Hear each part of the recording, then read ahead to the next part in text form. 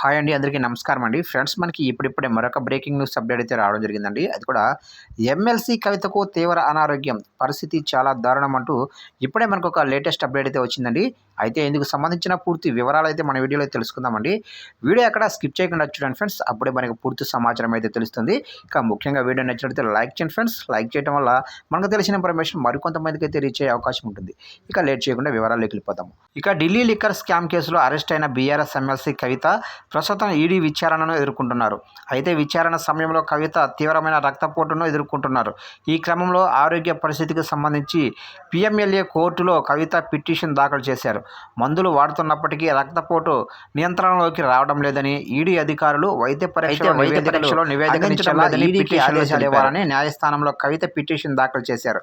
Medical reports అందించాలంటూ MLC న్యాయస్థానాన్ని ఆశ్రయించారు. ఇక ఢిల్లీ లిక్కర్ స్కామ్ కేసుకు సంబంధించి ఈ నెల 15వ తారీఖు నుంచి కవిత ఈడీ కస్టడీలో ఉన్నారు. కస్టడీలో తనకు నిర్వహించిన మెడికల్ రిపోర్ట్స్ అందించాలని పిటిషన్లో కోరారు. ఇక అరెస్ట్ అయిన 15వ తేదీ నుంచి హైపర్ టెన్షన్తో కవిత ఇబ్బంది పడుతున్నారు. 15వ తారీఖున న్యాయమూర్తి ముందు హాజరుపరిచిన సమయంలోనే హైపర్ టెన్షన్ విషయాన్ని తన న్యాయవాదికి కవిత చెప్పారు.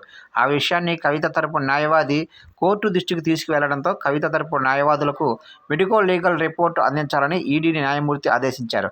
అయితే కోర్టు ఆదేశించిన తర్వాత కూడా కేవలం 15, 16వ తేదీల మెడికల్ రిపోర్ట్స్ మాత్రమే అందించారని కవిత పిటిషన్లో వెల్లడించారు. తన తరపు న్యాయవాదులు కోరినప్పటికీ కస్టడీలోకి తీసుకున్నప్పటి నుంచి లీగల్ రిపోర్ట్లు అందించలేదని తెలిపారు.